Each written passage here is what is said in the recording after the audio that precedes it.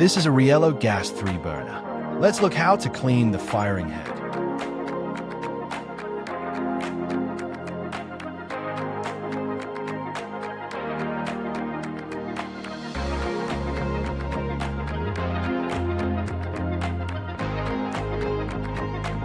Remove the bolts fixing blower section to pipe coupling and slide back the portion on the 2 slide bars.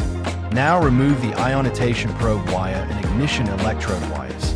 Clean the tips of probe and electrode. Connect back the wires and check wire tightness. Now fix back the blower. Need to clean the carbon deposits.